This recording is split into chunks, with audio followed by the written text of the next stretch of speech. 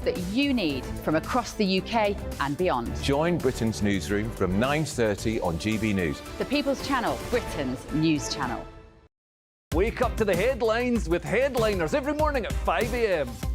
We treat you to the day's biggest stories before anyone else, 7 days a week. You can catch up on everything you need to know before you've even had your kippers.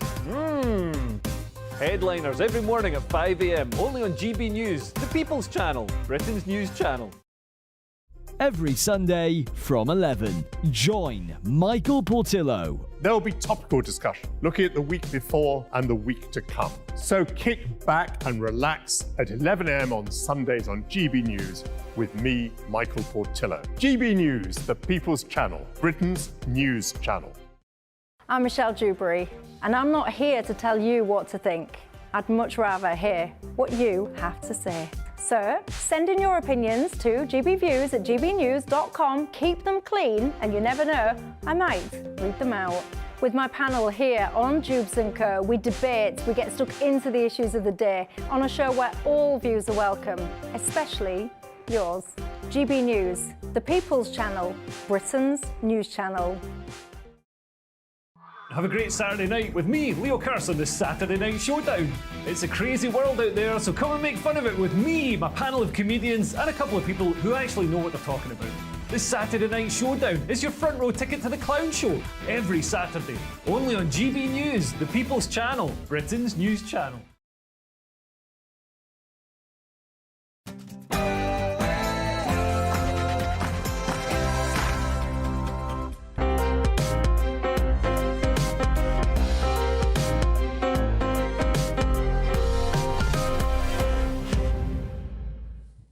Good morning and welcome to Sunday with Michael Portillo. January's coming to a close, but as the wintry weather shows no sign of waning, let us warm up our minds with world affairs, arts, culture and politics. My politics panel will discuss how Scotland will impact on this year's general election. The performance of the SNP leader, Humza Yousaf, is widely held as lamentable.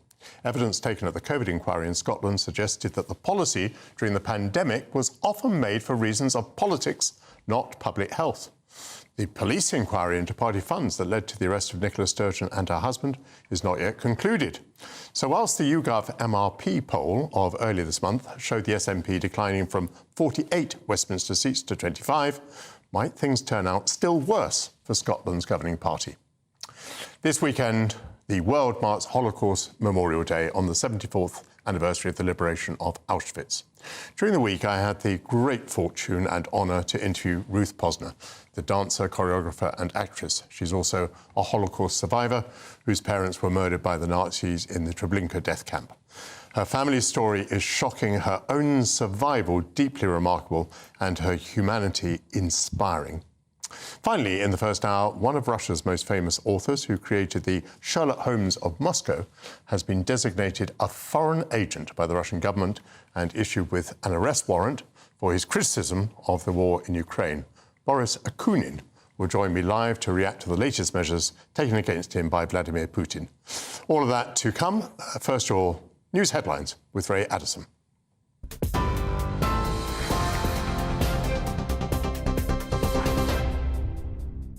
Thanks, Michael. Good morning. It's 1 minute past 11. Our top stories this hour. Kemi Badenoch has told GB News that she asked the chairman of the Post Office to resign after she realised that there were problems with the board. Henry Staunton stepped down in the wake of the Horizon IT scandal. The business secretary said the decision was by mutual consent after she explained to him why we needed new leadership. They've been having difficulties on the board, and when I looked at it, I decided that given everything that's happened, given the renewed interest, or the new interest in some cases, into the Horizon scandal, we just needed someone different. The King has spent his second night in hospital following a procedure for an enlarged prostate. The Queen visited the London clinic yesterday and spent 3 hours with her husband as he recuperates.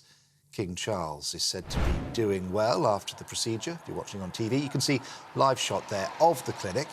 The Princess of Wales is also at the same hospital following abdominal surgery. Charles Ray, former royal correspondent for The Sun, told us the support that the royal family are showing each other is comforting. Normally, we don't see royals turn up at a hospital when one of them's in hospital, apart from occasionally the Queen visited Prince Philip in one of his longer stays in hospital. But it's nice to see that they are behaving as they always are, like normal people. They're and I think this is showing the way the royal family is now. And isn't it great to see a united royal family instead of the bickering that's been going on behind the scenes involving Prince Andrew? The United Nations has fired 9 members of staff following allegations that they were involved in the Hamas October 7 attacks on Israel. UN Secretary-General Antonio Guterres says he will hold to account any UN employee involved in acts of terror. 12 staffers have been implicated so far. 1 has been confirmed dead, and the identities of 2 others are still being clarified. Guterres is urging countries to continue supporting the UN Refugee Agency for Palestinians after 9 governments, including the UK, paused funding. Miri Aysin is from the International Institute for Counter-Terrorism. She told GB News it's a complicated situation. The bulk of the employees are the Palestinian refugees themselves. And as such, it's very challenging to understand that difference that we have there, that they participate and are part of the Palestinian people inside the Gaza Strip. And in this case, Israel transferred hardcore evidence of the actual participation of 12 employees in the attack. The government has reportedly granted refugee status to 4 Rwandans despite attempting to pass a new law declaring it as a safe country. The Observer says the Rwandan citizens were handed asylum after their fears of persecution were ruled to be well-founded. One, a supporter of Rwanda's opposition party, was granted asylum just a day after the Home Office told the Supreme Court that the country was safe. The news comes ahead of a crucial week for the Rwanda bill as it gets debated in the House of Lords. Donald Trump has continued his presidential campaign just a day after he was fined £65.5 million for defaming the writer E. Jean Carroll. Speaking at a rally in Nevada, the 77-year-old responded to attacks over his age by Republican rival Nikki Haley, saying he feels sharper now than he did 20 years ago. However, Trump did agree with Haley that presidential candidates should have to take a cognitive test. Earlier on GB News, political analyst Ronald Granieri told us Trump is virtually unsinkable. He is clearly decided that his legal troubles actually tend to help him with his strongest supporters because they present him then as a victim. And he is coming out swinging against Governor Haley and against President Biden. And finally, North Korea has fired multiple cruise missiles overnight as it ratchets up tensions with the United States. According to South Korea, it's the second launch in less than a week. North Korea claims to have a new strategic cruise missile, which may have nuclear capabilities. The United States is working with South Korea's military to strengthen monitoring and vigilance. This is GB News across the UK on TV, in your car, on digital radio and on your smart speaker by saying, play GB News. Now let's get back to Michael.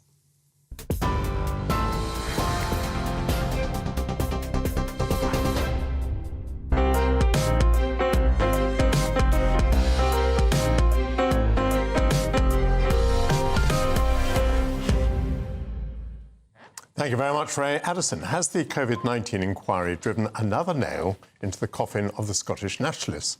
The inquiry's examination of the Scottish Government's handling of coronavirus has been hampered by mass deletions of WhatsApp messages by ministers and civil servants. It's the latest scandal afflicting the SNP, with which the beleaguered leader, Humza Yousaf, must now struggle. How much will the poor fortunes of the nationalists help Sir Keir Starmer into 10 Downing Street? To discuss that, I have an excellent political panel. Anna Mikhailova, Deputy Political Editor at The Mail on Sunday, Matthew Statland, the writer and broadcaster, and Henry Hill, Deputy Editor of Conservative Home. And welcome back, all of you, to GB News. Lovely to see you. Henry, may I start with you? How do you assess the condition of the Scottish National Party at the moment? Well, it's still extremely fortunate in that it is the main party of Scottish nationalism, and we haven't yet seen the flaw that gives them completely fall out of their vote, which, you know, you might, given their shocking track record in governing Scotland, of which this is just the latest example, they are still set to pick up potentially 25 or more seats. And bearing in mind that before 2015 they only ever held 6, and the highest they'd ever held was 11. But they are absolutely paying the price for all of those years in which they were untouchable, and they allowed all of these problems to build up. Humza Yousaf, in a way, is paying the price for Nicola Sturgeon's incredibly autocratic and secretive leadership style. We saw this over the problem of the missing £600,000 donation, which is still subject to a National Crime Agency inquiry, and we're now seeing it over her deletion of the WhatsApp messages. And so the SNP, which came to its hegemonic position by eating Scottish Labour's vote in the west of Scotland, Glasgow, now looks like all that could be undone. Now, talk about paying the price, Henry. Do we know how the SNP can pay its way? I mean, recently it was reported that their donations are down to virtually nothing. I mean, is the party surviving financially, as far as we know? It's a fascinating question because no, they do have this problem. The big donors are well down. Small donations are well down. One, because people are losing faith that there is an imminent independence referendum, which is what the leadership has been using for years to try and drum up money. But also because this police investigation was triggered by people who made small donations to the party for a supposedly ring-fenced independence fighting fund that has vanished. And then they asked where that had gone. So so it's not only a question of their actual money drying up, it's also, are they going to be fined corporately liable by this police investigation? Is there going to be a fine or some kind of problem for that? So it is an open question whether or not the SNP will be able to run the kind of very expensive general election campaign you have to run to defend 50-odd seats. Matt Sadler, there are also policy questions. They've tried a rent control policy, which apparently has led to a drying up of the supply of rental property, which is what people on the right would tend to predict. It seems that schools are performing worse than English schools, and their schools are falling down the world table. And the health service is, if anything, doing worse than the health service in England. What opportunities are there for Labour in all of that? There are huge opportunities here, I think, for Labour, because the SNP, I think, would see themselves, contrary to a lot of nationalist movements, as progressive. So if they're failing, then the obvious choice for the Scottish electorate would be Labour. I was at a party in East London, a 50th birthday party last night, suffered this morning. And one of the guests there had come down from Scotland for it. And I knew her a little bit, and we debated Scottish independence a few years ago. And she was sort of almost in a sort of comedic despair about the situation for the Scots Nats up there. She comes from a Scottish nationalist stronghold. And she said, even there, the yes stickers are probably starting to be peeled away.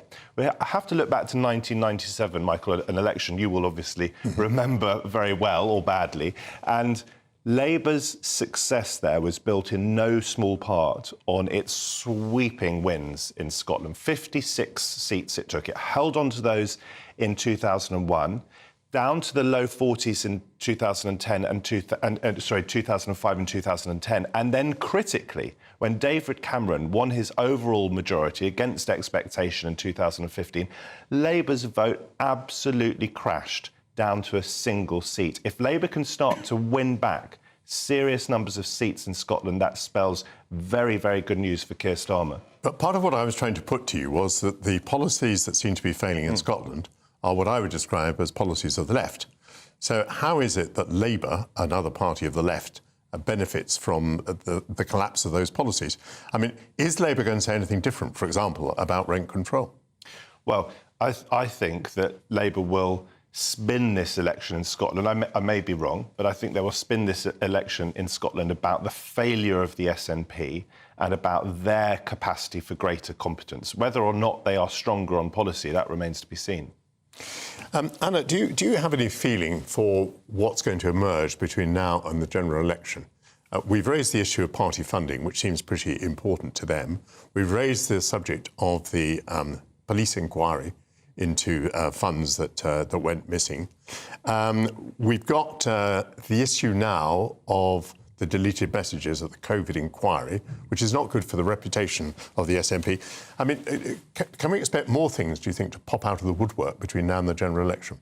Of quite possibly. Things have a habit of popping out of woodwork for everyone, I think, particularly in the run-up to an election. But the damage already caused is extremely severe already to the SNP. I think there will be further policy questions. So, for example, Humza Yousaf, one of the things he has built his reputation on as leader is the green agenda that he supports. And there are certain things coming down the line, like their policy on gas boilers, that at some point they are so unaffordable at this rate that they will almost certainly have to move on them. And that will lead to other questions about strategy and so forth. But I think, the question about Labour is a fascinating one, because we've now seen Humza Yousaf go on the airwaves and Nicola Sturgeon as well, making the point to the electorate that, Keir Starmer doesn't need Scotland. He will win now, off the back of this big poll in the Telegraph that showed a total landslide for Labour and a total collapse in the Conservative vote. They are now saying, vote for the SNP. You no longer need to vote for Labour to stop the Tories. Therefore, come vote for us. He doesn't need you. And it's frankly an extremely bizarre strategy to appeal to voters by effectively just saying, well, if all you want is to give the Tories a kicking, we can also do that, by the way. I think I've described Humza Yousaf this morning as lamentable and beleaguered. These are the sorts of adjectives that attach themselves to leaders whose leadership is not going well. I mean, is there any chance that he can revive his own reputation, do you imagine? No, I think if he sees a collapse in the vote, then he is almost certainly gone.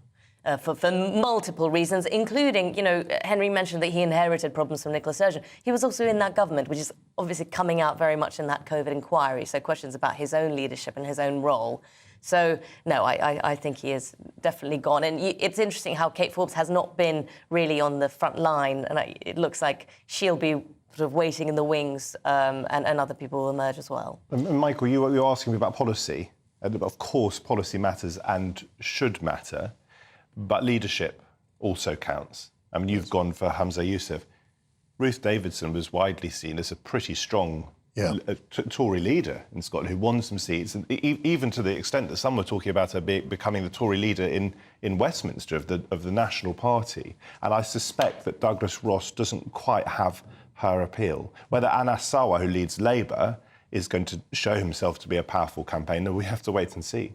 I'm going to change the pace a bit because we're running out of time, and I want to change the subject as well. Henry, just give us a thought or two on the position of the Reform Party and how the Conservative Party is feeling about the Reform Party. The Reform Party is obviously spooking the Conservatives because of its high national polling in headline polls, but it has never yet translated that into a real vote at a by-election or an election. And the problem Reform has is it doesn't have a strong membership, it doesn't have a strong machine, it doesn't have a strong ground game.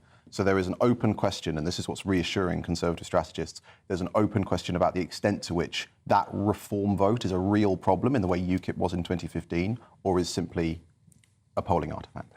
Anna, any reason why the Tories should be reassured at the moment about Reform? I think the thing Henry's points are valid, but I would also say that Reform doesn't actually really need to win any seats to extremely hurt the Conservatives at the next election. So I think the only reassurance they have is that Nigel Farage has not yet stepped into the political fore.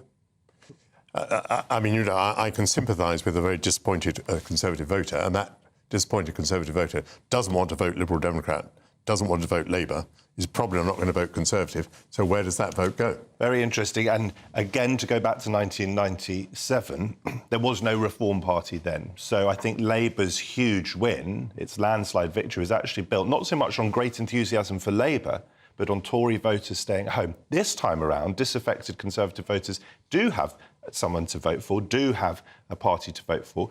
Remember in 2015, I think it was, UKIP, 3.8 million votes, but only 1 or 2 seats. So I think the key thing is how many Tory votes do they shave?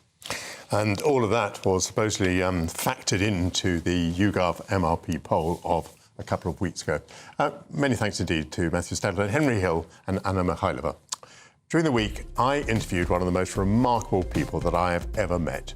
Ruth Posner is a Holocaust survivor. And to mark Holocaust Memorial Day, she shared her bewildering story with me. That's in just a few minutes, so please stay with us.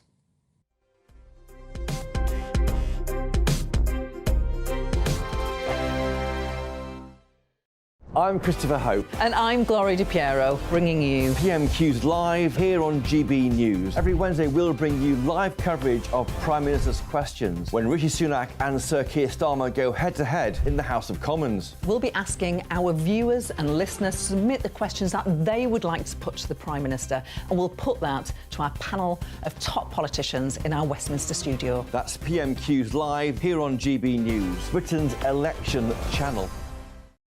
In the GB Newsroom, we bring you the news as it happens. With our team of dedicated journalists across the UK, we're ready to give you accurate reporting every day.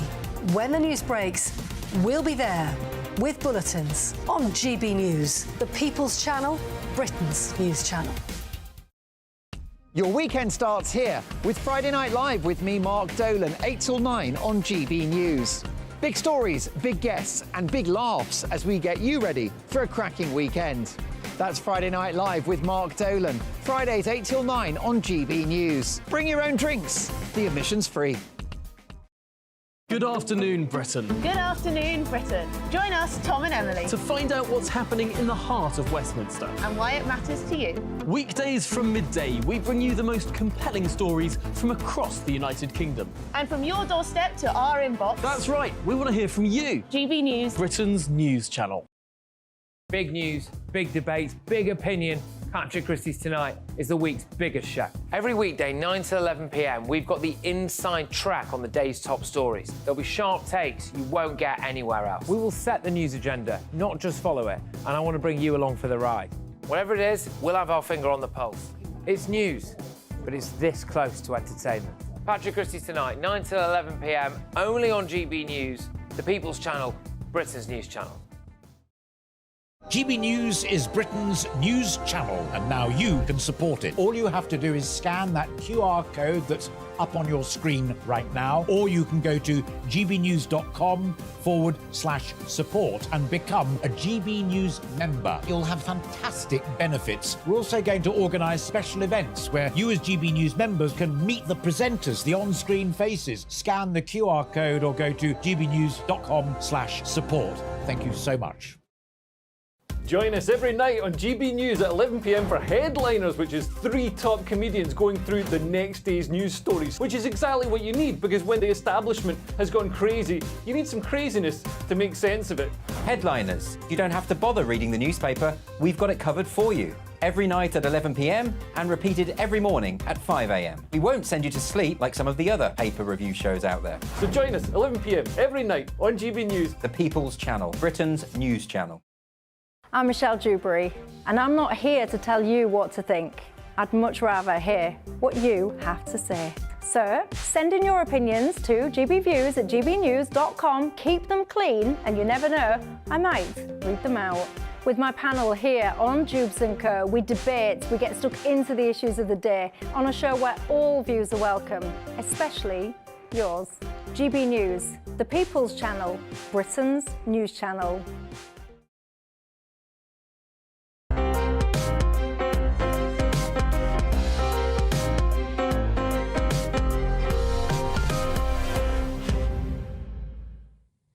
Welcome back. Ruth Posner is a dancer, actress, choreographer and teacher. She speaks 5 languages and has lived all over the world with her husband, Michael. She has carried with her a remarkable and harrowing story of persecution and survival during the Holocaust. Born in Poland in 1929, Ruth was 10 when Germany invaded her country. Her parents were among the 6 million Jews murdered by the Nazis. But thanks to the courage and ingenuity of her loved ones, Ruth managed to live on.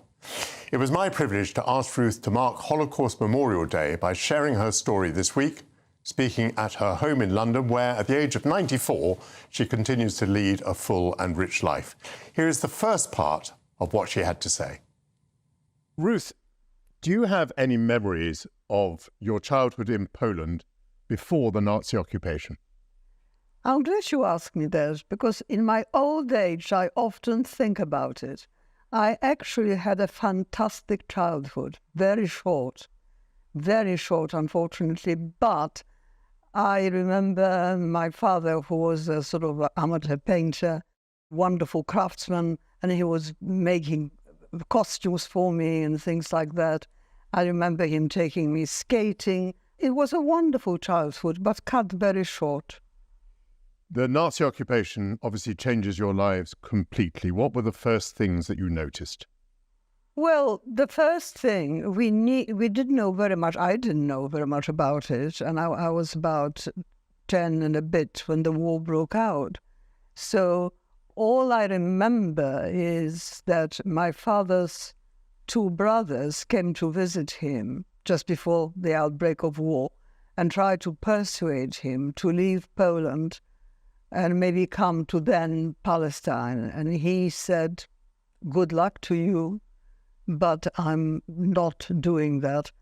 And the other thing I would like to point out, I was aware I was Jewish, but I didn't have, we were not religious. We were a very secular family. So I remember once a year, my father used to take me to synagogue with the New Year because he was interested in the shofar, which was an instrument that was being played, but not necessarily for religious reasons. Were you called a Jew by others? Well, first of all, I remember when I was, just before the war broke out, he sent me to a Catholic school because it was very close by. He had a number of Catholic friends, and the school had a very good reputation. So all I remember is being the only Jewish girl in the school that everybody knew, and leaving the class once a week because the priest used to come to give religious instructions. But that's about it. I remember I didn't feel different, or I wasn't made to feel different until I was there. I think, I never remember days, but for about 2 years. And I was outside playing, and all of a sudden, a girl from another class runs to me and said, "You killed our Lord, and you should be punished for it." And I said, "What? What? What are you talking about?" "Yes, that's true, I know." And I ran home crying, and I couldn't understand, and I didn't know what was going on. And I think he then decided to take me out and maybe put me in the Jewish school, and the war broke out. How was it that you went to the ghetto? When the war broke out, very soon after, I don't remember exact dates, we had a visit from 2 Gestapo men dressed in black who announced that we have 15 minutes to pack and go. And we were completely unprepared for it. We lived in Radom in an area which was not particularly Jewish because we were quite assimilated and integrated. So we just couldn't understand. The one thing I remember is very strange. All these years ago, my mother, who was very much a working woman, down to earth, she was a designer of women's underwear, and she said to the Gestapo man, "You wear a black uniform, but your heart can't be so black." And he hit her. And all I remember is her face and the surprise. This was the first gesture and the first activity of that sort we were not prepared for. You'd not faced violence before? No, none. So we had to leave home. We had to take whatever was necessary, and we were marched to the ghetto in Radom. And it was the first time that we met a number of other Jews who were very religious with Payot, and not that we dislike each other, but we just were not in touch with this side of Judaism. And my father started thinking very quickly, and he said, "This is a place, unless we do something, we will never get out." Yeah. And we could hear all kinds of noises, trucks coming, and heraus, people being taken away, put on the trucks, driven away. We didn't know what was going on. And I think my father suspected the worse. And again, this reminds me of this kind of childhood I had and the kind of parents I had. What he decided is that whatever happens, I must get out. With the help of some of his Catholic friends. How, I will never know. He arranged a false passport for me. Changed my name, false passport, and also my aunt was living with us, my mother's sister, and her 2 children were hiding somewhere, so she was with us. And he decided my aunt and I have to go, have to escape somehow, and gave us these passports, and my name from Ruth became Irina or Irena or whatever. And what was discovered as well, and I'm sure his friends must have told him, that there was a little factory not very far from Warsaw, which was making leather goods like rucksacks and all sorts of things, and they employed slave labor. And somehow, and I really don't remember the details, my father arranged for me, with the help of his friends and my aunt and me, to go there and become slave laborers. And they made me even a little bit older than I was in order to make it possible. And so we were in the factory, slave laborers. I have 2 left hands, and I've always left 2 left hands all my life. And I remember I couldn't sew properly, and I couldn't make the stitches. And I remember somebody coming, a woman actually, and slapping me because I wasn't doing a good job. So we stayed there for quite some time, exactly how long I can't remember, but the Germans were very hygiene conscious, and the hygiene conditions in the factory were terrible. So once a week, we were marched to the local bath place, and with the gendarmes on either side of us. And this was a kind of routine once a week, because by that time we were dirty, we had lice, it was a terrible conditions. Now, the building with the bath was actually opposite the Aryan side. It was the end of the ghetto. And I can't remember exactly how long, how many meters, on the other side, like on the other side of the road, was the Aryan side. And my aunt decided, if we can, we'll try to cross. Now, obviously, there were people who have done this before and didn't manage, were noticed and shot on the spot. My aunt said, look, if we stay here, eventually, there will be certain death. If we manage to cross, there's a possible death. I didn't understand quite exactly what she meant, but I knew I will obey her and do whatever she wants me to do. And she said, on one of those outings, there was, I can't remember how many weeks we were already there, but one of those she decided that's what we were going to do. We were going to cross the road. And she told me to watch her and wait. What she was doing is observing 2 gendarmes who were walking backwards and forwards, watching the space. And at one time, they lit a cigarette, turned their backs away and started talking. And my aunt said to me, now. This I really remember is quite amazing. And that feeling of shaking, and she said, don't run. We're going to walk like we're going for a walk. We still had the armbands with, David. The Star of David. The Star of David. She said, slowly take it off if we are past certain point, but don't run. And we did. and we crossed to the other side. And all of a sudden, I became now Irena, and she became Leonia. And she had some addresses of people who were my father's friends or acquaintances, where we could go, and we stayed.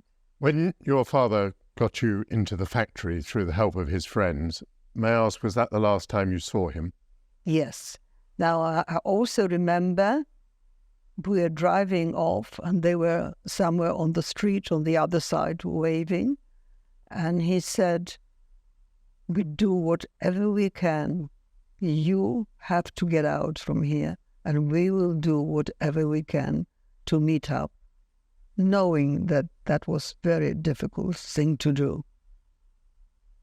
But the picture is there. As I speak to you, I see them, and it was the last time. But it is strange how I discovered actually what happened years and years ago. I decided I want to find out exactly where my parents were killed. So I went to the Vienna Library, thinking they have all the information. I explained what I was there for, and they said, "Look, unfortunately, we have a lot of information about Berlin, about Germany. There is very little information about Warsaw." And I said, "Okay, forget about it. I lived with it for so many years, forget about it." Now, the two women were German. They were young, they were not Jewish, they were working there. And they said to me, "Have you got time? Wait, please wait. Have a cup of coffee and wait." I said, "Yes, sure." And they called Yad Vashem, which is the institution that has all the history of survivors.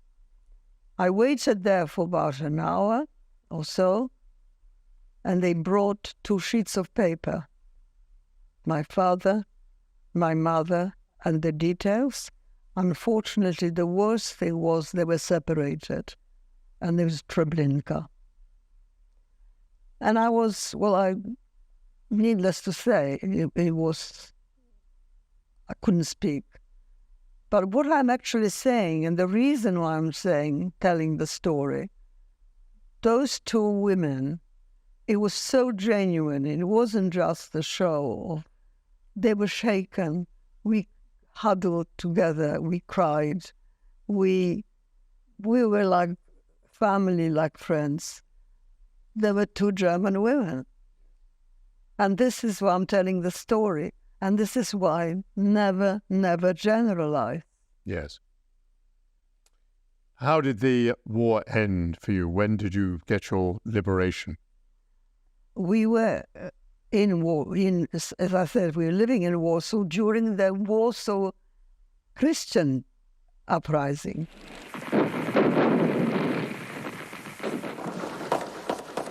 So the Poles have rebelled, hoping the Russians would come, but they didn't. It didn't last very long. My aunt got very involved as a partisan, so I don't know whether she was looking at tanks or throwing bombs. I'm not sure. I was too young for all this. And we were there as the fight was going on. It didn't last very long, and of course the Germans won. After that, we were arrested. Well, she was arrested, and I was with her, and we were taken to the prisoners of war camp in Germany, in Detmold. Not as Jews, but as Poles who fought in the uprising. So the story continues, but here we are prisoners of war. The conditions were pretty awful, but it wasn't Auschwitz. And there were lots of number of other prisoners that we made friends with. And it was an incredible situation. I can't remember how long we were there. My aunt, I know, got involved in helping in the kitchen, which meant that occasionally she was able to take a little bit more bread, and We were starving, but there's no comparison to concentration camp. And then what happens? Another strange coincidence. The Germans are telling us, we're moving. We're going on train, we're moving, we're leaving Detmold. The train is passing through Essen. Essen is a big industrial German town. And all of a sudden, the train stops and we hear noises. Aeroplanes flying, banging. What's happening? They're throwing bombs at the station. There were American bombers, knowing that, as I said, the war was coming to an end. This is an industrial town. There's a German train going through Essen. We're going to get rid of them. So there was a complete pandemonium. Everybody is rushing out from the train. And, of course, the Germans as well. And this I still remember. And it's unbelievable. I remember lying on the grass. The planes were coming down and they were machine gunning people they saw. I remember a body falling on me. I remember peering out and, this is it. I thought, I'm not going to survive this. I didn't know where my aunt went. I couldn't find her. And I thought, that's it. That's the end. And I can't remember how long I was there with my face right in the grass when I hear a voice of my aunt calling me by my Irena, and I couldn't believe it. The Germans were, of course, flustered, didn't know what to do. Everybody was running in different directions.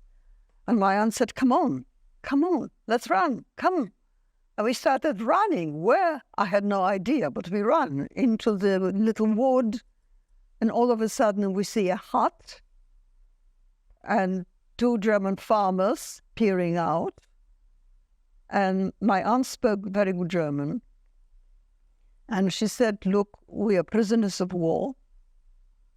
Could you please give us some water? Because we just survived an incredible incident. And they said, okay, come.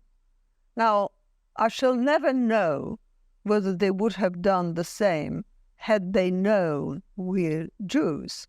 But as human beings, they said, you come. And when I talk about it, I think, no, I'm not making it up. It really happened.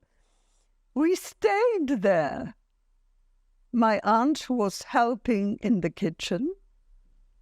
I learned how to milk cows. And they were very nice to us. Now, I have to tell you another incident. We knew that the woman's, the main farmer's nephew was a German, and he was in the attic of the hut. He was right on the attic, and we saw him in the uniform, but he took his uniform off, and he was a German, but he was in the Wehrmacht. The Wehrmacht was just the ordinary army. He was not a Gestapo. We stayed there with those German couple and the farmers until the Allies came.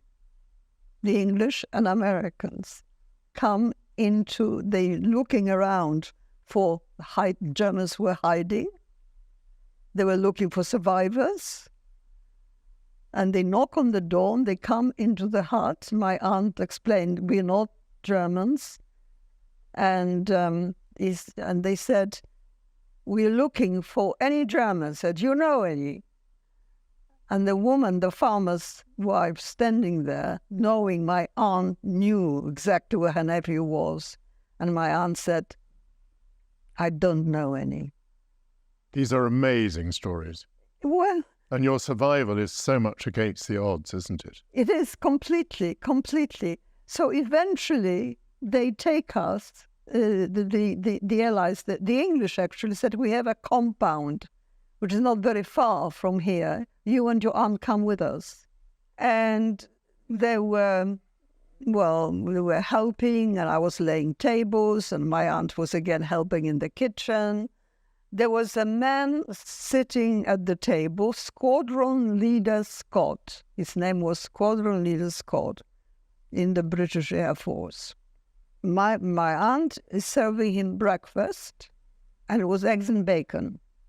And he said, "Tell the chef, this is for Squadron Leader Scott. I don't eat bacon."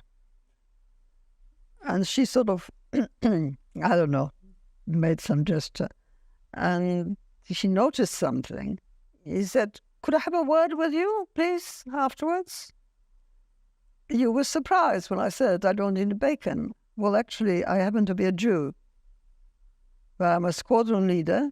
I am working for the Air Force. I am also looking for surviving Jews. Do you know any? Well, she nearly fell. Mm-hmm. Yeah. And then you're talking to one, and this is my niece. And we are hiding. This is not our real name. He arranged for me to come to England. Ruth Posner with her astonishing tale of survival. And that's not the end of what we will hear from her story today. In the second part of the programme, we'll learn her thoughts on reconciliation. And I hope that the abominations committed during her childhood may never be repeated. Stay with us, as after the break, I'll be speaking to one of Russia's most successful authors, creator of what English speakers often call the Sherlock Holmes of Moscow. I'll receive his reaction to the arrest warrant that's been issued against him by the Russian government. Wake up to the headlines with Headliners every morning at 5 a.m. We treat you to the day's biggest stories before anyone else, 7 days a week. You can catch up on everything you need to know before you've even had your kippers. Headliners every morning at 5 a.m. only on GB News, the People's Channel, Britain's news channel. I'm Andrew Doyle. Join me at 7 o'clock every Sunday night for Free Speech Nation, the show where I tackle the week's biggest stories in politics and current affairs with the help of my two comedian panellists and a variety of special guests. Free Speech Nation, Sunday nights from 7 on GB News, the People's Channel, Britain's news channel. Big news, big debates, big opinion. Patrick Christie's Tonight is the week's biggest show. Every weekday, 9 to 11 p.m, we've got the inside track on the day's top stories. There'll be sharp takes you won't get anywhere else. We will set the news agenda, not just follow it, and I want to bring you along for the ride. Whatever it is, we'll have our finger on the pulse. It's news, but it's this close to entertainment. Patrick Christie's Tonight, 9 to 11 p.m, only on GB News, the People's Channel, Britain's news channel. Now then, Lee Anderson here. Join me on GB News on my show, The Real World, every Friday at 7 p.m. I'm not eating bloody cat. Are you delicious. mental? Open your mouth. OK, here comes a train. Reminds me of the scene in Singing in the Rain. Adam, is that a good one? Whoa! Join me at 7 on GB News, Britain's news channel. When the news happens, it happens here. And really important breaking news. Breaking news this morning. On TV, radio and online, the news starts here on Britain's Newsroom. All the biggest stories and the answers that you need from across the UK and beyond. Join Britain's Newsroom from 9:30 on GB News. The People's Channel, Britain's news channel. Have a great Saturday night with me, Leo Carson, this Saturday Night Showdown. It's a crazy world out there, so come and make fun of it with me, my panel of comedians, and a couple of people who actually know what they're talking about. This Saturday Night Showdown is your front row ticket to the clown show every Saturday, only on GB News, the People's Channel, Britain's news channel. Good afternoon, Britain. Good afternoon, Britain. Join us, Tom and Emily, To find out what's happening in the heart of Westminster. and why it matters to you. Weekdays from midday, we bring you the most compelling stories from across the United Kingdom. And from your doorstep to our inbox. That's right, we want to hear from you. GB News, Britain's news channel. GB News, unlike other broadcasters, isn't obsessed with the London-Westminster bubble. We think there's a nation beyond the M25, and that's why we talk about the issues that matter across the land. Join me on State of the Nation, 8 to 9 o'clock, Monday to Thursday, on GB News. Daisy's listening, and you should too. every Sunday from 11. Join Michael Portillo. There'll be topical discussion, looking at the week before and the week to come. So kick back and relax at 11 a.m. on Sundays on GB News with me, Michael Portillo. GB News, the People's Channel, Britain's news channel. When the news happens, it happens here. And really important breaking news. Breaking news this morning. On TV, radio and online, the news starts here on Britain's newsroom. All the biggest stories and the answers that you need from across the UK and beyond. Join Britain's newsroom from 9:30 on GB News. The People's Channel, Britain's news channel.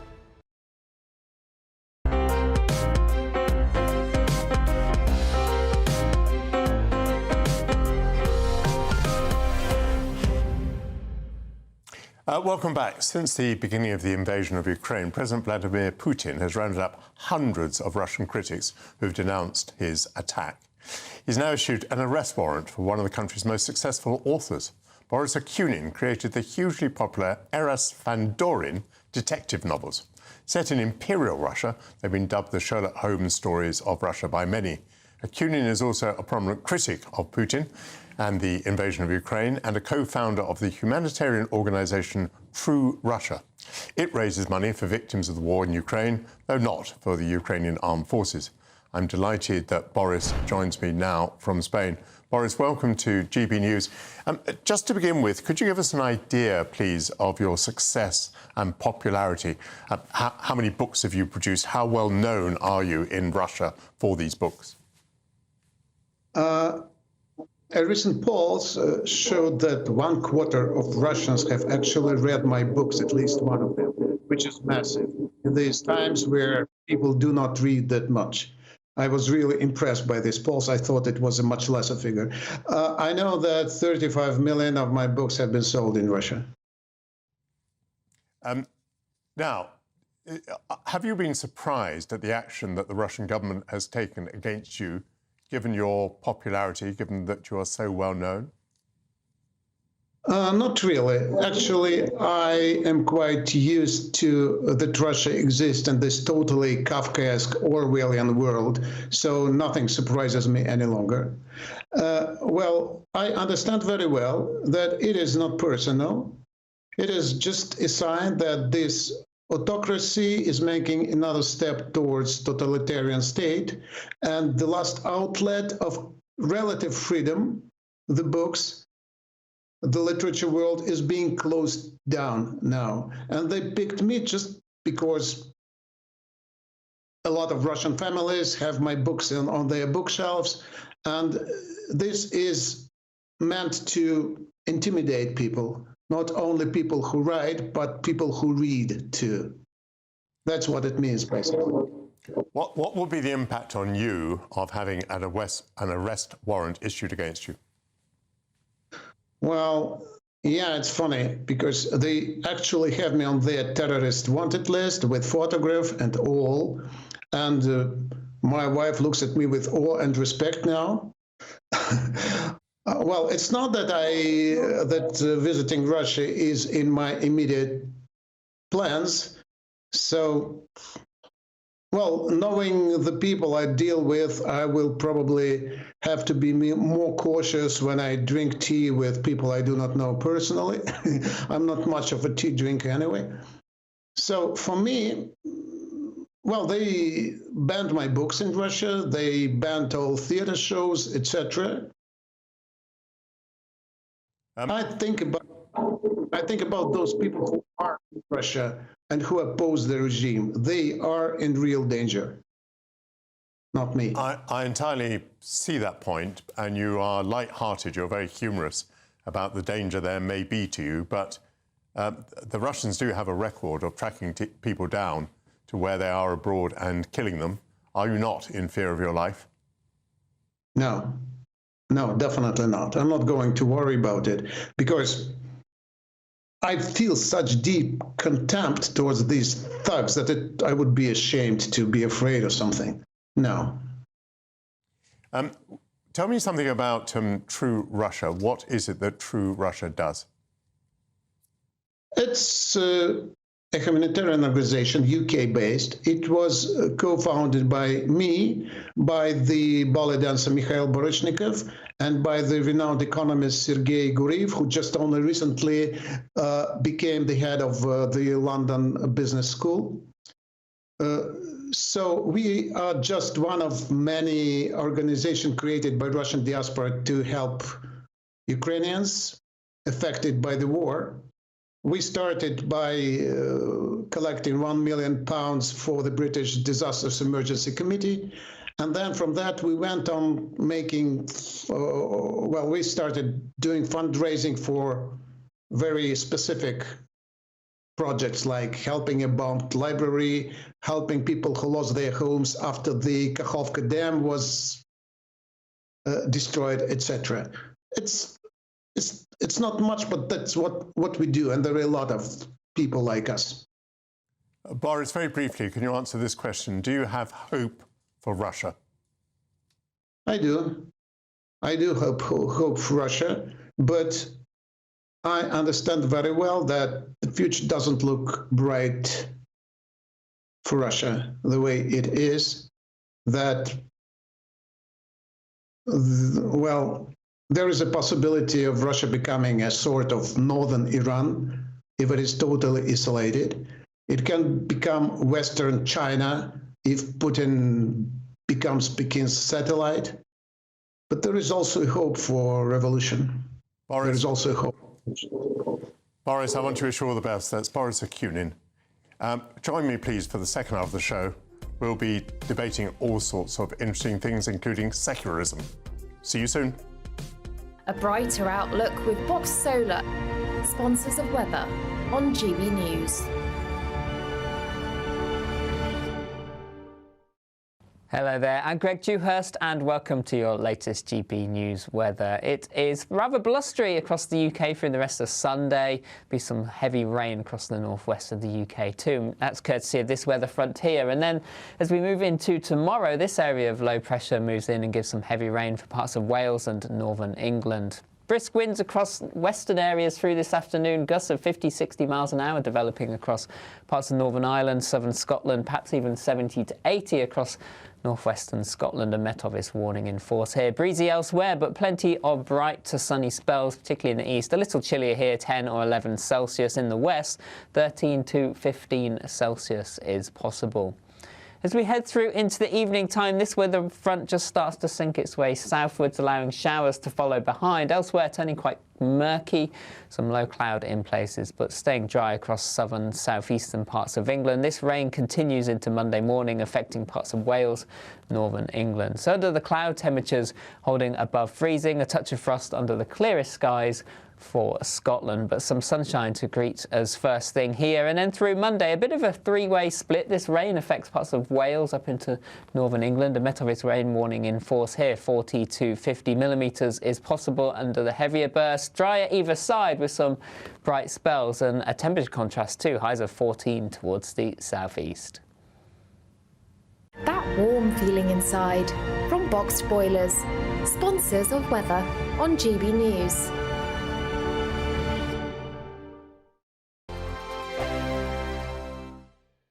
Your weekend starts here with Friday Night Live with me, Mark Dolan, 8 till 9 on GB News. Big stories, big guests and big laughs as we get you ready for a cracking weekend. That's Friday Night Live with Mark Dolan, Fridays 8 till 9 on GB News. Bring your own drinks, the admission's free. In the GB Newsroom, we bring you the news as it happens. With our team of dedicated journalists across the UK, we're ready to give you accurate reporting every day. When the news breaks, we'll be there with bulletins on GB News, the People's Channel, Britain's news channel. Big news, big debates, big opinion. Patrick Christie's Tonight is the week's biggest show. Every weekday, 9 to 11 p.m, we've got the inside track on the day's top stories. There'll be sharp takes you won't get anywhere else. We will set the news agenda, not just follow it, and I want to bring you along for the ride. Whatever it is, we'll have our finger on the pulse. It's news, but it's this close to entertainment. Patrick Christie's Tonight, 9 to 11 p.m, only on GB News, the People's Channel, Britain's news channel. Join us every night on GB News at 11 p.m. for Headliners, which is 3 top comedians going through the next day's news stories, which is exactly what you need, because when the establishment has gone crazy, you need some craziness to make sense of it. Headliners. You don't have to bother reading the newspaper. We've got it covered for you. Every night at 11 p.m. and repeated every morning at 5 a.m. We won't send you to sleep like some of the other paper review shows out there. So join us 11 p.m. every night on GB News. The People's Channel, Britain's news channel. I'm Michelle Dewberry, and I'm not here to tell you what to think. I'd much rather hear what you have to say. So send in your opinions to gbviews@gbnews.com. Keep them clean, and you never know, I might read them out. With my panel here on Jubes & Co, we debate, we get stuck into the issues of the day on a show where all views are welcome, especially yours. GB News, the People's Channel, Britain's news channel. Tired of the usual focus-tested, pre-prepared Westminster runaround? Well, so am I. So you want higher taxes? Is your department to blame for this? Are you rethinking this policy? Every Sunday at 9:30, I'll be sitting down with those in power to get the truth about the issues affecting you. Let's be honest, we've known about the cost pressures of this project for years, not months. That's the Camilla Tominey Show, a politics show with personality. On GB News, the People's Channel, Britain's news channel. I think the most exciting bit for me is talking to people. People who I think are ignored often by the major news channels. We're going to give news they want to hear. There's a voice there that needs to be heard. I think there's a chance here for a diversity of opinion to be expressed, which you don't find elsewhere. It's really exciting. We don't hold back. We're free to say how decisions that are taken here affect us all around the country. Only on GB News, the People's Channel, Britain's news channel.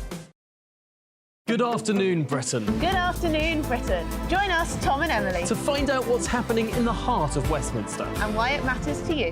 Weekdays from midday, we bring you the most compelling stories from across the United Kingdom. And from your doorstep to our inbox. That's right, we want to hear from you. GB News, Britain's news channel.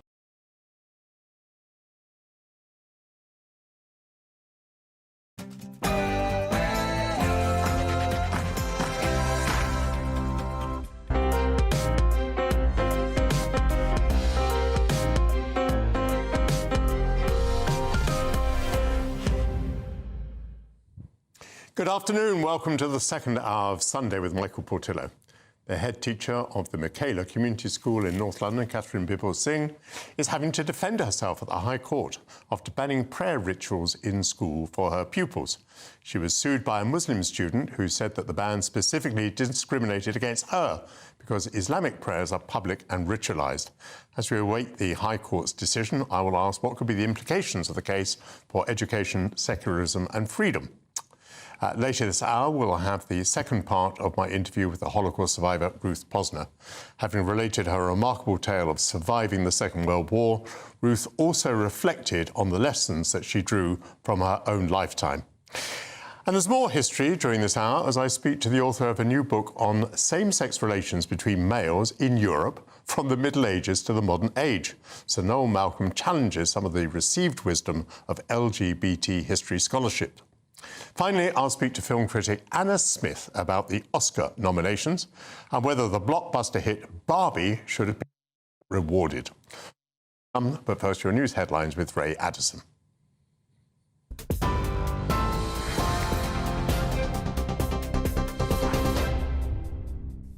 Thanks, Michael. Good afternoon. It's 1 minute past 12. Our top stories this hour. Kemi Badenoch has told GB News that she asked the chairman of the Post Office to resign after she realised that there were issues with the board.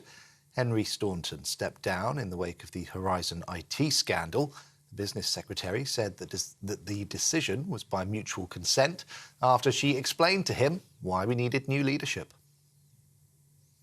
They've been having difficulties on the board, and when I looked at it, I decided that given everything that's happened, given the renewed interest, or the new interest in some cases, into the Horizon scandal, we just needed someone different. The King has spent his second night in hospital following a procedure for an enlarged prostate. The Queen visited the London clinic yesterday and spent 3 hours with her husband as he recuperated. King Charles is said to be doing well after the procedure. If you're watching on TV, you can see live footage there of the front of the clinic. The Princess of Wales is also at the same hospital following abdominal surgery. Charles Ray, former royal correspondent for The Sun, told us the support that the royal family are showing each other is comforting. Normally, we don't see royals turn up at a hospital when one of them's in hospital, apart from occasionally the Queen visited Prince Philip in one of his longer stays in hospital. But it's nice to see that they are behaving as they always are, like normal people. And I think this is showing the way the royal family is now. And isn't it great to see a united royal family instead of the bickering that's been going on behind the scenes involving Prince Andrew? The United Nations has fired 9 members of staff following allegations that they were involved in the Hamas October 7 attacks on Israel. UN Secretary-General Antonio Guterres says he will hold to account any UN employee involved in acts of terror. 12 staffers have been implicated so far. 1 is confirmed dead, and the identities of 2 others are still being clarified. Guterres is urging countries to continue supporting the UN Refugee Agency for Palestinians after 9 governments, including the UK, paused their funding. Miri Aysin is from the International Centre for Counter-Terrorism. She told GB News it's a complicated situation. The bulk of the employees are the Palestinian refugees themselves. And as such, it's very challenging to understand that difference that we have there, that they participate and are part of the Palestinian people inside the Gaza Strip.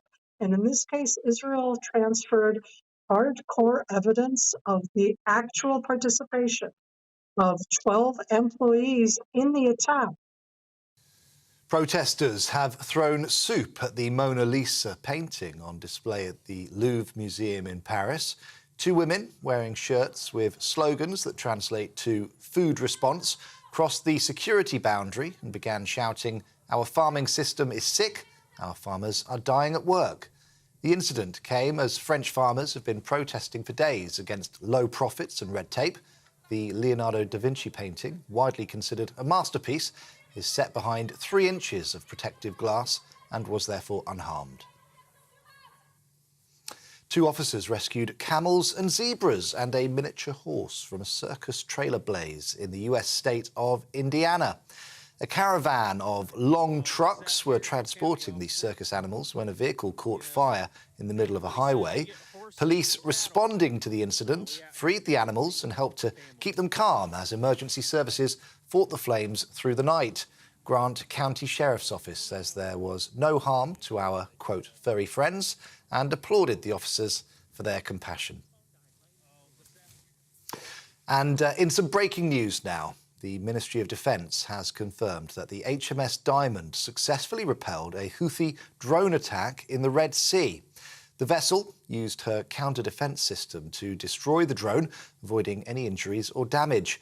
Ships in the Red Sea have been targets for the Iranian-backed rebels for weeks. We'll bring you more on that story as we get it. This is GB News across the UK on TV, in your car, on digital radio and on your smart speaker by saying, play GB News. Now let's get straight back to Michael.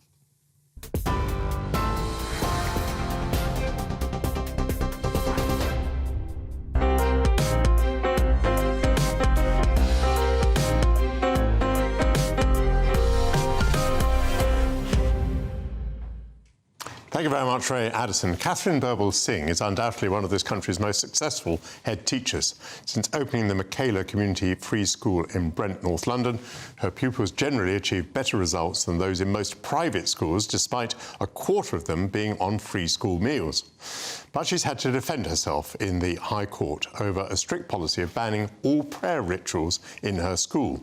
She says it's in response to some particularly militant Muslim pupils pressuring others to engage in lunchtime prayers. To discuss the case's implications, I'm joined by Rakib Ehsan, who is a senior research associate at the Institute for the Impact of Faith in Life and author of Beyond Grievance, What the Left Gets Wrong About Ethnic Minorities, and author and media commentator Paul Connew. Welcome to you both. What do you make of this particular case? What do you think is at stake? Well, Michael, I think it's a crying shame that it's actually come to this, but perhaps the ruling by the courts will give us a clearer sense of direction in terms of how to resolve such issues moving forwards. I think one thing that I'd like to make clear, that we're talking about a very successful educationalist in Kathryn Bobal Singh, and she's ultimately of the view that she wants to run her school in a way that she sees fit, which, from my perspective, is a mix of sort of traditional teaching methods based on a dedicated work ethic, routine, self-discipline, but blending that with what I'd consider to be a sort of French-style secularism. She wants to minimise differences between her pupils, who come from a variety of backgrounds based on race, ethnicity and religion. I've been concerned about some of the commentary surrounding this particular story, people framing this as a trial between a fictional secular British state. We don't have a secular state, we have an established church. And even though there's been a rapid form of de-Christianisation over the 21st century, I would contest the view that we're a secular society, and saying that this is a trial between an imaginary British secular state and Islam as a religion. I think the key here is to what extent should schools have the independence, freedom and autonomy to decide matters for themselves when it comes to deciding how much religious observance is permissible on their premises. Let's just touch for a moment longer on this question of secularism. And you've already made the point that this is not guaranteed in Britain. We are not France, we're quite different. In fact, we have lots of faith schools in this country. We do. So secularism is unlikely to be a successful defence for her. Is that your speculation? Even though I think she describes the school as a secular school. Indeed, if we were to say that we have an integration framework in the UK, I don't think it's rooted in secularism. So take, for example, the existing equalities legislation. Religious belief is actually clearly stated as a protected characteristic. So I think that what we need to talk about here is to what extent schools have the independence to decide the degree of religious accommodation on their premises, and how they can meet their responsibilities under the public sector equality duty, for example, if they want to pursue a more secular-oriented model when it comes to their internal governance. Is she in difficulty in that it's being argued on behalf of this pupil, by this pupil, that if you ban religious rituals, that's going to affect Muslims more than other people, and would therefore prima facie be presented as being discriminatory? Well, that's the argument her lawyers are putting forward. I mean, I'm both an admirer and a critic of Miss Birbal Singh. She's obviously a charismatic and controversial and contrarian figure. But I find it very disappointing, Michael, that with her penchant for self-publicity and promotion, that her lawyers tried to have the case heard in private. This case has to be heard in public, and the media were quite right to challenge and press and succeed in having it heard publicly. That is water under the bridge, but nonetheless, let's dwell on it just a second. I mean, this is in a context where she's been talking about teachers being threatened, about a great deal of abuse online and so on. I think she was trying, this is my interpretation, she was trying to contain the fallout of the case on her school. She was, but unfortunately, partly driven or largely driven by social media to an extent, that became almost impossible. And so she's found herself now in a situation where she is lauded and become a bit of a heroine with, if you like, certain right-wing factions, and now she's also seen, of course, as the enemy of a part of the Muslim community. What's interesting, though, is how much of this is being driven by Muslim pupils or their families at the school, which obviously has an incredibly good academic record, and how much is being driven by outside activists and influences. And I think her case is that it's largely being driven from outside, but which is then spread into the school. And as your fellow guest was saying, in fact, the situation now is whether how much secularism counts and how much independence individual head teachers should actually have. The school evidently has appeal to Muslim parents and pupils, in as much as at the start it had a 30% Muslim ratio. It now has a 50%. Half the pupils who go there are Muslim. Apparently a lot of Muslim pupils and Muslim parents are choosing to go to a school that declares itself to be secular. Precisely. I mean, as an atheist, but somebody who went to a largely church-backed school many years ago. I support the idea that you can have faith schools, but I think Muslim parents who feel that that is so important to them that they should then send their children to a Muslim faith school rather than to school which is openly secular. And she's made her position on this abundantly clear. Whether you agree with her or not, that no one can actually claim that they send their children to her school without knowing its characteristics and its policies. Rakib, whatever the law may be at the moment, is it a reasonable point to suggest that if the state is going to defend faith schools, it ought also to defend secular schools? Well, I think that's a very fair point, and I think that if there are parents who genuinely believe and are of the view that strict religious observance should be part of their child's day-to-day life, then we're a country of considerable religious freedoms. There are plenty of Islamic faith schools for their pupils to attend. I think that religious accommodation is something that should be promoted in schools, but I don't want that accommodation to be exploited. There are stories that Muslim pupils at the school were, in a sense, almost intimidating co-religious peers to participate in prayers, and that's something that I'm firmly against. That should be a voluntary act, and I think forms of what I'd consider to be Islamist intimidation and harassment, that needs to be rooted out of all schools, quite frankly. Catherine Bibbell-Singh would say that she's created a successful multicultural society in her school. For example, she has objected to when she's seen pupils congregating by religion or by ethnicity or whatever. And so she's done things like made the entire school vegetarian, so that everyone can lunch together. And then she requires people to be mixed up. I mean, these things must be considered virtues, mustn't they? Well, I agree with her because frankly, as an atheist, I think that perhaps, although faith schools have the right to exist, that if you don't want to send your child to a faith school, you've got to expect it to be a very secular school. But I do feel, though, that she is a self-publicist, and I think, unfortunately, she was always a strange choice when she was made chair of the Social Mobility Commission, from which she resigned, saying that she'd become the problem there.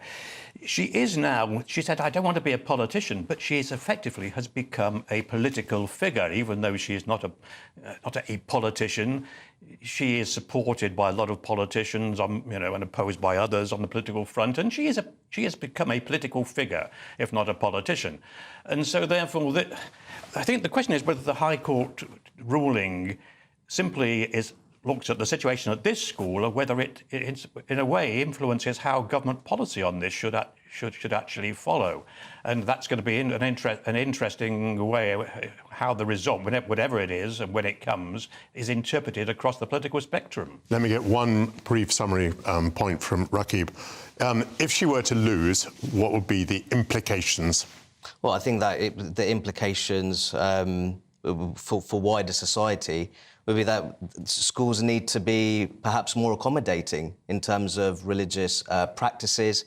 It'd be very clear that it'd be a reassertion of existing equalities legislation where religious belief is clearly stated as a protected characteristic. So further down the line, schools that would want to follow more secular-oriented models, they would have to bear in mind to what extent would that actually be promoting integration and more generally community relations within their school structure. Some difficult questions would arise for head teachers. Thank you very much, Rakib Ehsan and Paul Connew. After the break, the second part of my interview with Holocaust survivor Ruth Posner, who reveals the tragic fate of some of her young relatives during the war and talks about the lessons of her lifetime.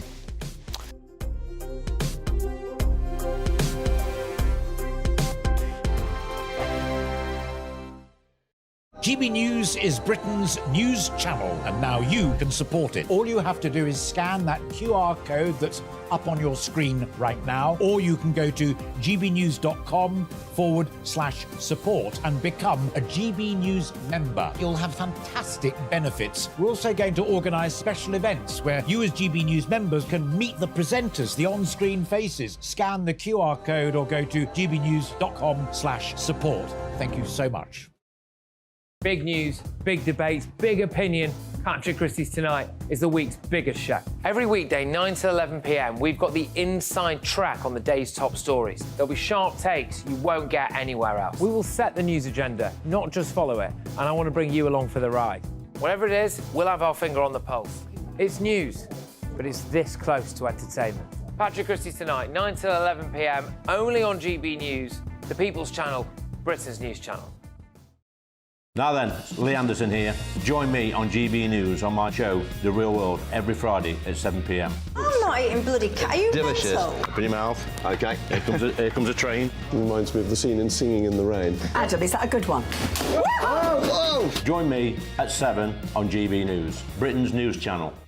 I'm Andrew Doyle. Join me at 7 o'clock every Sunday night for Free Speech Nation, the show where I tackle the week's biggest stories in politics and current affairs with the help of my two comedian panellists and a variety of special guests. Free Speech Nation, Sunday nights from 7 on GB News, the People's Channel, Britain's news channel. When the news happens, it happens here. And really important breaking news. Breaking news this morning. On TV, radio and online, the news starts here on Britain's Newsroom. All the biggest stories and the answers that you need from across the UK and beyond. Join Britain's Newsroom from 9:30 on GB News. The People's Channel, Britain's news channel. Wake up to the headlines with Headliners every morning at 5 a.m. We treat you to the day's biggest stories before anyone else, 7 days a week. You can catch up on everything you need to know before you've even had your kippers. Headliners every morning at 5 a.m, only on GB News, the People's Channel, Britain's news channel.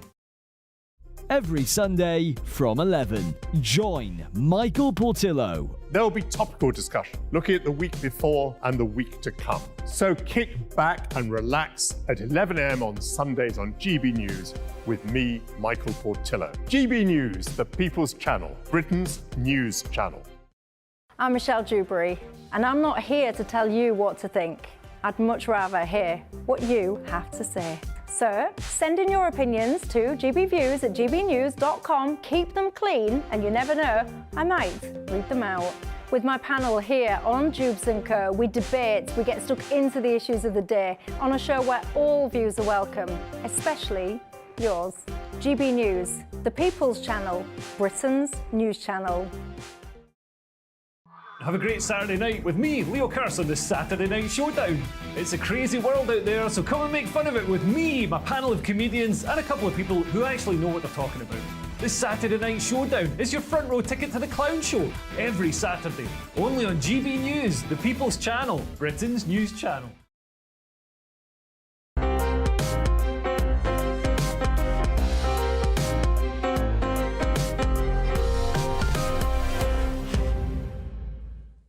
Welcome back. In the first part of the programme, we heard the stunning story of survival during the Holocaust from Ruth Posner. Tragically, many of her family were murdered. To mark Holocaust Memorial Day, in this second part of my interview with Ruth, she explores the legacy of the Holocaust, its impact on her life, and the lessons that we must learn to avoid a repetition of that vile genocide. You have been a dancer, a choreographer, a stage actor, a film actor, a television actor. Of all of those, which has given you the most pleasure? Meeting a woman called Julia Pascal, who is a writer and a director. Because I want to say also that, I mean, now I'm talking about it and I'm quite at ease. But when I came here, I couldn't talk about it. I couldn't talk about any experiences. I didn't want people to feel sorry for me. I couldn't actually explain everything because some of it sounds to me even like a story that I can only make myself feel, yes, it did happen. So I wasn't going to tell the story to people who are not familiar with the situation. So I was silent. I just wanted to study English, see how far I can go and so on. So meeting this woman, Julia, I didn't know her interests, but there was a sort of a workshop going on, and the workshop was dealing with Chekhov and Beckett.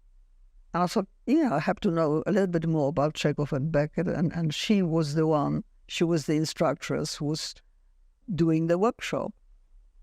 And then we started talking, and when I explained to her, because she said, "What an accent, what is it?" And we started talking, and then she found out a little bit of the story. She said, "Well, I'm very interested in the background. I really am. And I'd like to write a play." And she wrote a play called Teresa,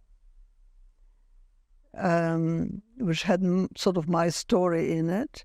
We did Teresa for about 14 years, on and off, with big breaks. We did it in Vienna, we did it in Germany, we did it here in many different places.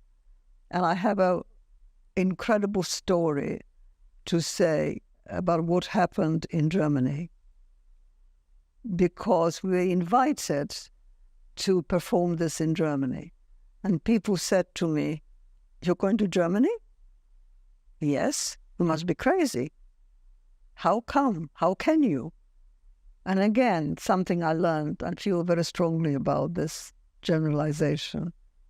I said, yes, now look, all these years have gone by. There is another generation. Of course I'm going to Germany. I experienced something there which was unbelievable, because in the local paper there was a little bit about the fact that I'm a survivor and that I'm Jewish and so on. And so this is Kassel University. We're doing a matinee of the play called Teresa. And the German chancellor of the university comes out. And I have to tell you the honest truth of how I felt. For a second, he's Teutonic looking absolutely to the fingernails, tall, strong looking man, back and sides, shaven. And he comes to me and I sort of feel, and of course, closer to my generation. He opens his arms and he said to me, "You don't know what that means to me for you to be here. I was a Hitlerjugend during the war. I wore my uniform with pride.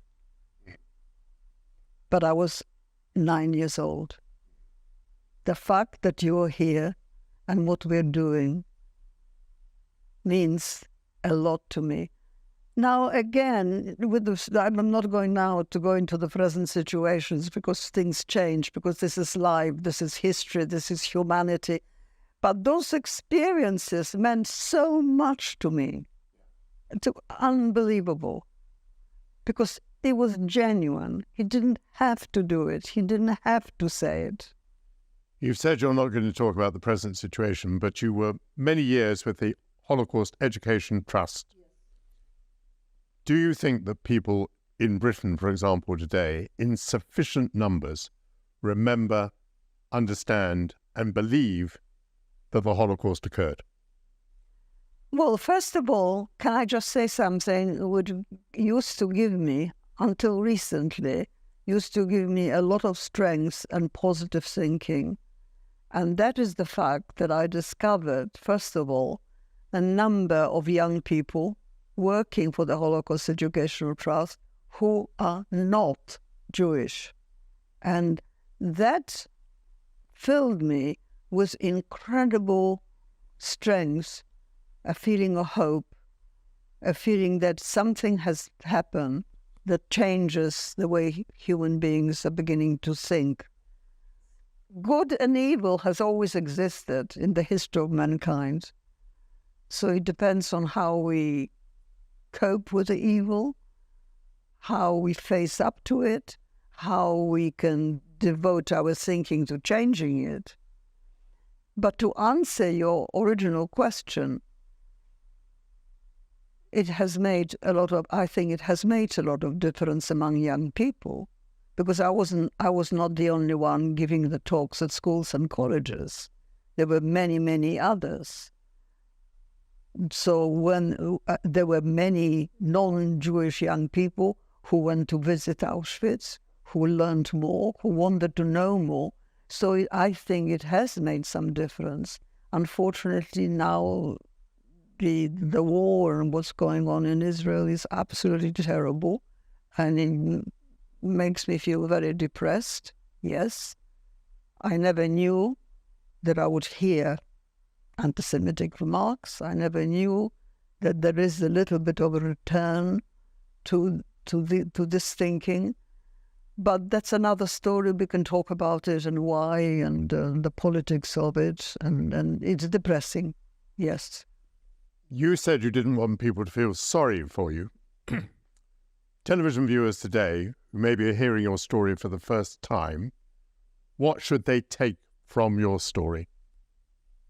To make sure that as we go on living, that this sort of thing will never happen again. I mean, you know, I mentioned the good and the evil existing in mankind, but this is something.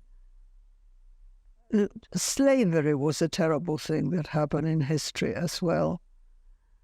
But this is something which happened in a civilized country that gave us Beethoven and Schiller and Goethe, and also invented special gas to reckon of how many people can be killed in one go.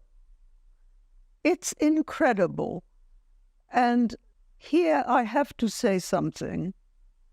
I had two cousins, my aunts, who actually helped me to survive.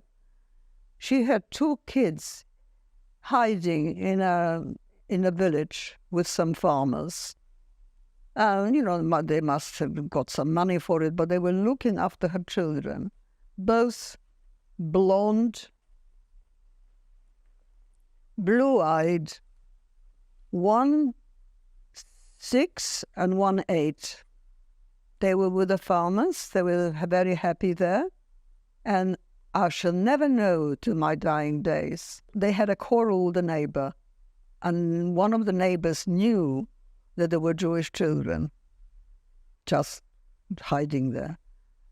And she must have squealed. She must have said it. There was a Gestapo man who came, and he shot both of them.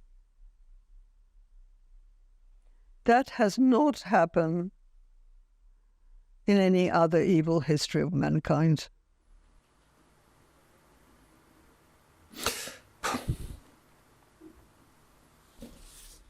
So for God's sake, we have to learn.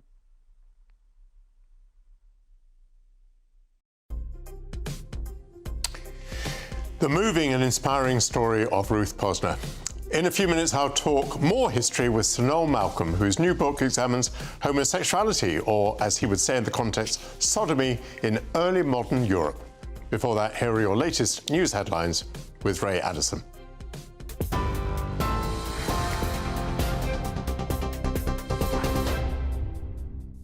Thanks, Michael. It's 12:30, our top story. And we start with some breaking news. The Ministry of Defence has confirmed that the HMS Diamond successfully repelled a Houthi drone attack in the Red Sea. The vessel used her counter-defence system to destroy the drone, avoiding any injuries or damage. Ships in the Red Sea have been targets for the Iranian-backed rebels for weeks.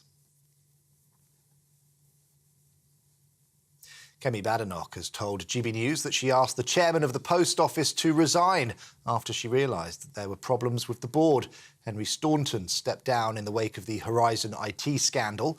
The business secretary said that the decision was by mutual consent after she explained to him why she needed new leadership. The King is spending his third day in hospital following a procedure for an enlarged prostate. The Queen visited the London clinic yesterday and spent 3 hours with her husband as he recuperates. King Charles is said to be doing well after the procedure. You can see live shot there from the front of the clinic. Princess of Wales is also at that same hospital following abdominal surgery. And protesters have thrown soup at the Mona Lisa painting on display at the Louvre Museum in Paris. Two women wearing shirts with slogans that translate to food response crossed the security boundary and began shouting, "Our farming system is sick." The incident came as French farmers have been protesting for days against low profits and red tape. The Leonardo da Vinci painting is set behind glass and was therefore unharmed. You can get more on all of those stories if you take a look at our website, gbnews.com. Now let's get back to Michael.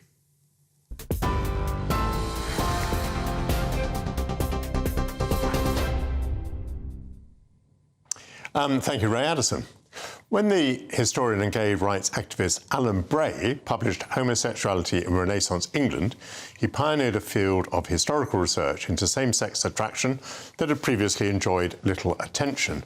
A new book by the Oxford University historian Sir Noel Malcolm challenges many of the assumptions of Bray and other historians about male-male relationships in medieval and early modern Europe.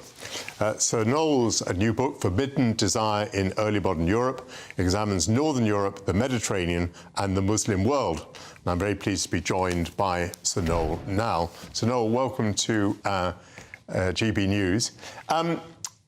I have read the book with great interest, and I'm trying to come to terms with what is new about it. Does it help to divide Europe into North and South and consider what you're saying about the Mediterranean and Islamic world on the one hand, and what you're saying about Northern Europe on the other hand? Short answer, yes, it does.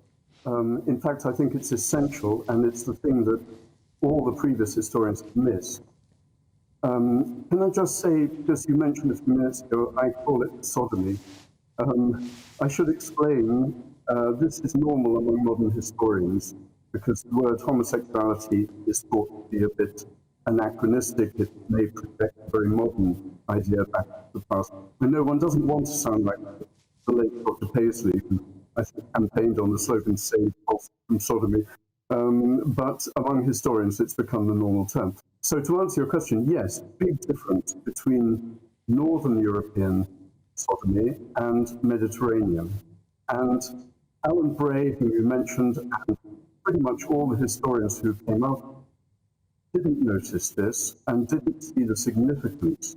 So when they got really good evidence from the Mediterranean, archives in Florence, from the Spanish Inquisition, Venice, and from the Muslim world, they just thought, oh, wonderful, this is very good detailed evidence, and we can assume it was true for the whole of Europe, but it wasn't.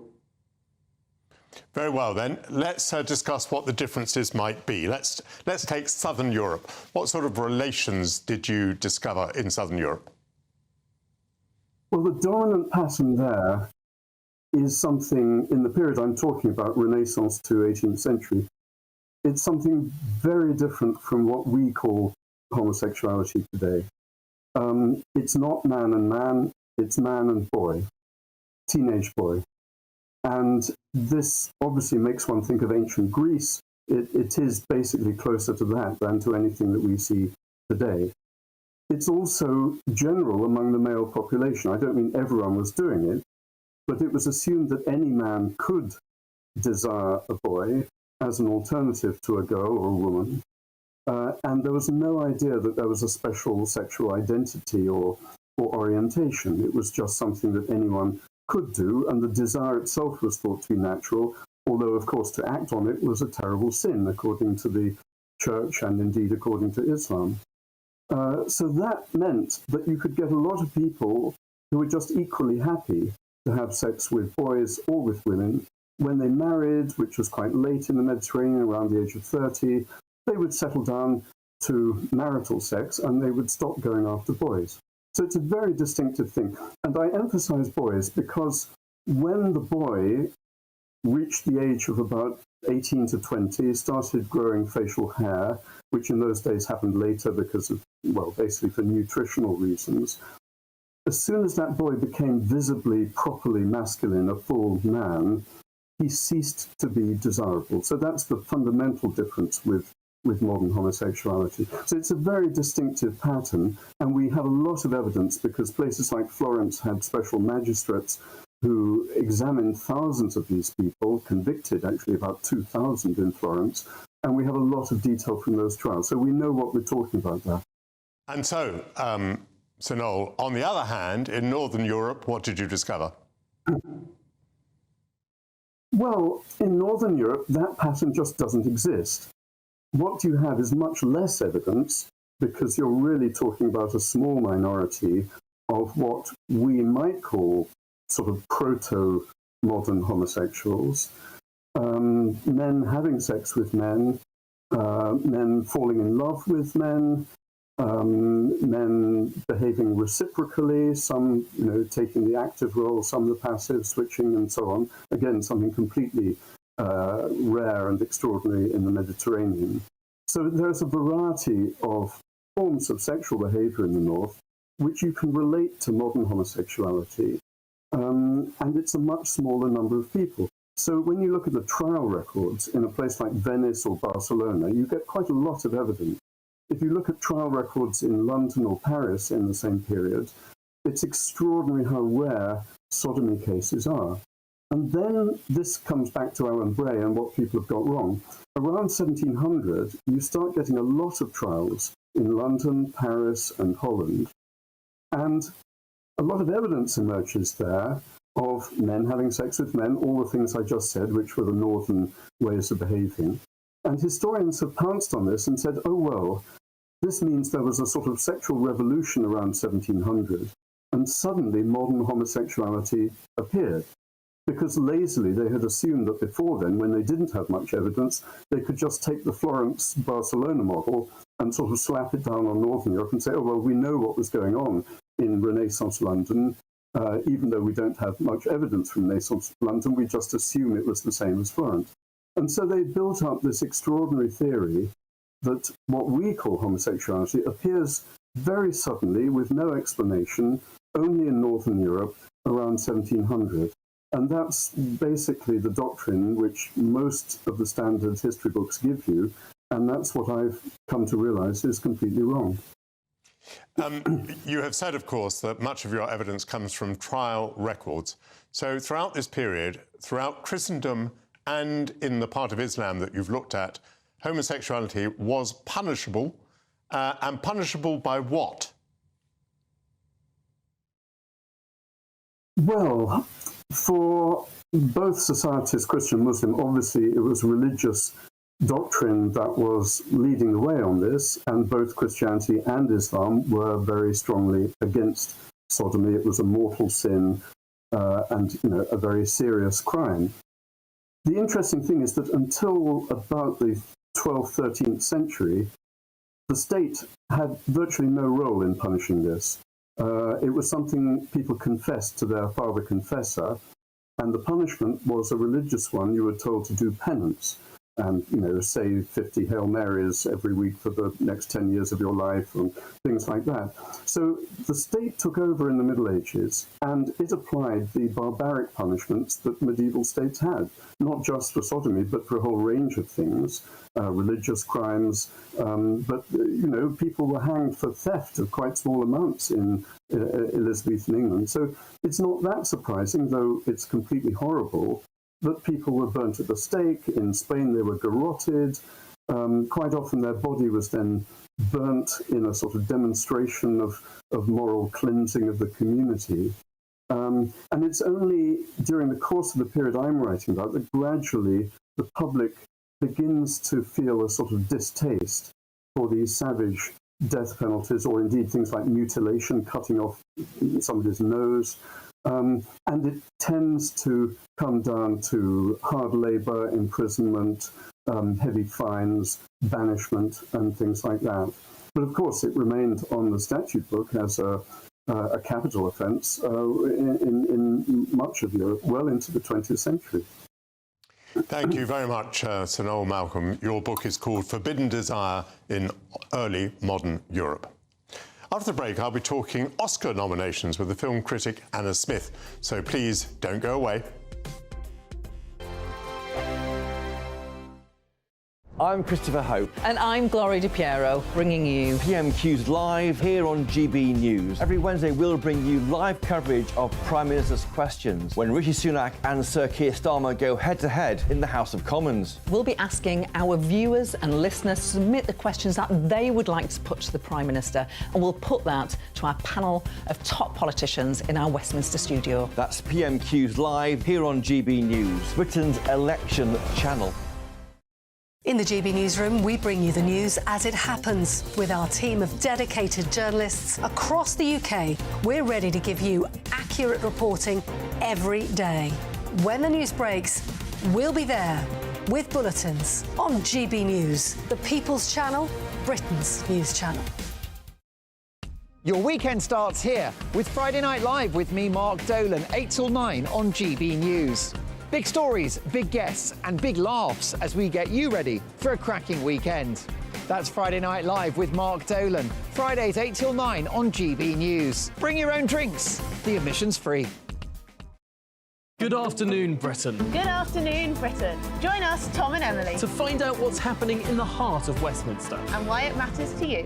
Weekdays from midday, we bring you the most compelling stories from across the United Kingdom. And from your doorstep to our inbox. That's right, we want to hear from you. GB News, Britain's news channel. Big news, big debates, big opinion. Patrick Christie's Tonight is the week's biggest show. Every weekday, 9 to 11 p.m, we've got the inside track on the day's top stories. There'll be sharp takes you won't get anywhere else. We will set the news agenda, not just follow it, and I want to bring you along for the ride. Whatever it is, we'll have our finger on the pulse. It's news, but it's this close to entertainment. Patrick Christie's Tonight, 9 to 11 p.m, only on GB News, the People's Channel, Britain's news channel. GB News is Britain's news channel, and now you can support it. All you have to do is scan that QR code that's up on your screen right now, or you can go to gbnews.com/support and become a GB News member. You'll have fantastic benefits. We're also going to organise special events where you as GB News members can meet the presenters, the on-screen faces. Scan the QR code or go to gbnews.com/support. Thank you so much. Join us every night on GB News at 11 p.m. for Headliners, which is 3 top comedians going through the next day's news stories, which is exactly what you need, because when the establishment has gone crazy, you need some craziness to make sense of it. Headliners. You don't have to bother reading the newspaper. We've got it covered for you. Every night at 11 p.m. and repeated every morning at 5 a.m. We won't send you to sleep like some of the other paper review shows out there. So join us 11 p.m. every night on GB News, the People's Channel, Britain's news channel. I'm Michelle Dewberry, and I'm not here to tell you what to think. I'd much rather hear what you have to say. So send in your opinions to gbviews@gbnews.com. Keep them clean, and you never know, I might read them out. With my panel here on Jubes & Co, we debate, we get stuck into the issues of the day on a show where all views are welcome, especially yours. GB News, the People's Channel, Britain's news channel.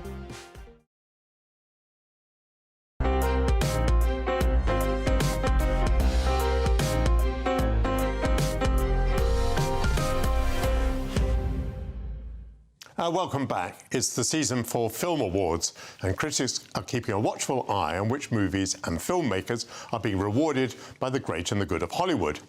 Many were surprised that the biggest commercial hit of last year, Barbie, didn't receive Oscar nominations in the Best Director or Best Actor category. To chat it all through, I'm joined by film critic Anna Smith. Welcome to GB News. So, of course, Barbie has received some nominations, but as you just said, not for Best Actor or Best Director. How surprised were you, and what is the issue that people are talking about there? Well, on the one hand, I'm very pleased to see Barbie get 8 nominations. It's got Best Supporting Actor, Best Supporting Actress, but it is surprising not to see Margot Robbie, the star, voted for Best Actress. And, of course, Greta Gerwig, the director, for Best Director. There's a couple of different things going on there. I mean, it's all speculation, really, because we can only imagine what's going through the heads of, in some cases, almost 11,000 voters. But then each category is voted for by different branches. So at this stage, you've got actors voting for actors and directors voting for directors. My concern is often that in the case of Greta Gerwig, she's been overlooked before in this category. You know, is there some sexism there? There's one woman nominated for Best Director, Greta Gerwig. It has been overlooked. And, you know, it's possible that some people are dismissing Barbie as a bit fluffy, possibly not even watching it, because no one has to say that they've seen everything. So there's quite a lot going on. And Margot Robbie, I think, her performance perhaps wasn't as showy as some of the other performances in the film. And Ryan Gosling and American Ferrera, both terrific. They both have real moments and great monologues. But I think Margot's performance was deceptively clever, but it seemed rather fluffy and sweet and gentle, but actually there's a lot of intelligence going on there. You touched on something there. Does Hollywood have a bit of a preference to reward, as it were, serious and weighty films? Exactly right. I think that's the thing. I mean, when you look at the nominations for Best Picture, you've only got a few comedies in there. You've got Poor Things, which is more of a cerebral comedy, I would say, and The Holdovers. But Barbie is among the few comedies and lighter movies that has come up in the Best Picture category. And it's interesting particularly to look at the director category and the actress category, which are very competitive, of course, but they do tend to be dominated by quite serious films that are considered quite weighty. Yes, and in each case, we're talking about Margot Robbie, for example, competing against a number of other actors, actresses, whichever you care to say, who've played outstanding roles this year. So, I mean, it's the luck of the draw also, up against whom you come, isn't it? Exactly. Tell us about the women who are being nominated in that category. Well, Carey Mulligan, who I've interviewed for my podcast this week in Maestro, she's absolutely tremendous in Bradley Cooper's story about Leonard Bernstein.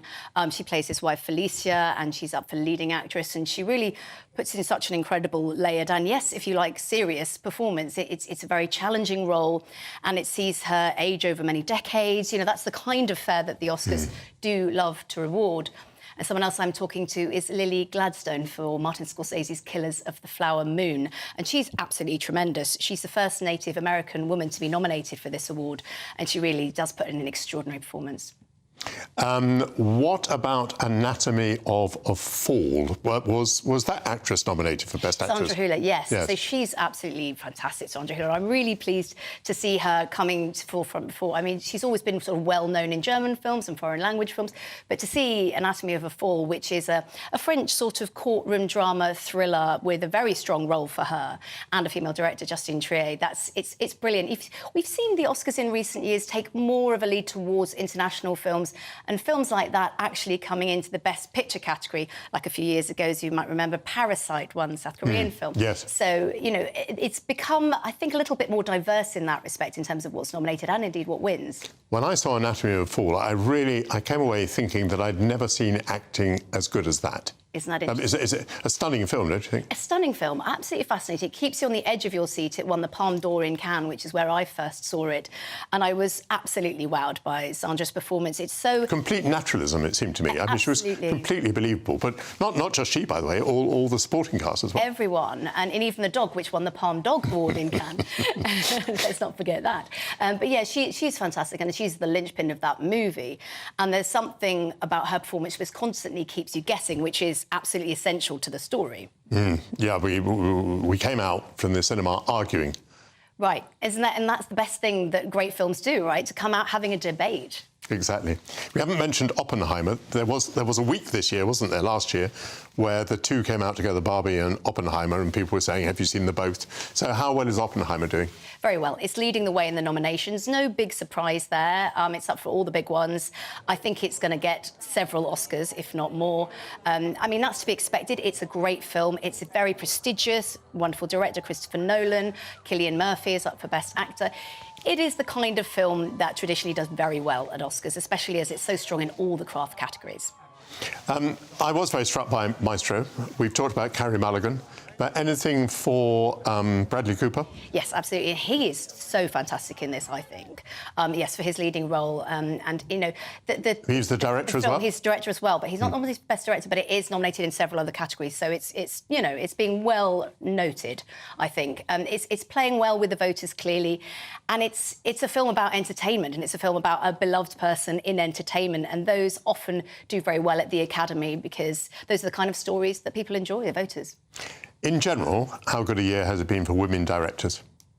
I think very good. There are numerous directors that could have shown up in the Best Director category, like Celine Song for Past Lives, for example. But that film, Past Lives, which is a wonderful film, is also nominated for Best Picture. So it has been a good year. I mean, every year is a good year in my book. And it's just that they often don't get the chance to shine or to be nominated or to be rewarded at BAFTAs and Oscars. And there's still a way to go, but it's good to see a few nominated. And what about a personal touch at the end? What do you favour? What do you give your prizes to? whatever the official result may be? Well, I mean, the Girls on Film Awards, which is my podcast awards, Barbie is leading the way in the nominations. We haven't got the results yet. But there are some great films that actually I don't think have even been nominated at the Oscars. All of Us Strangers, which is out now, is probably one of the most incredible films I've ever seen. What did you feel about Oppenheimer then? I liked it a lot. I think it's a really strong film. I guess I'm not picking it up because I think it's just going to win everything. But yeah, I thought Oppenheimer was on the long side, but it was a very, very beautifully put together film. I've interviewed a lot of the craftspeople behind that film, and you look at the costumes and the hair and makeup and everything's done beautifully. Marvellous. Anna, thank you very much indeed. Anna Smith. Well, thanks to all my guests this morning. I will be back at the same time next week, but please don't go anywhere as Dawn Neeson will be taking over in a few minutes. I do look forward to seeing you again next week. Until then, bye-bye.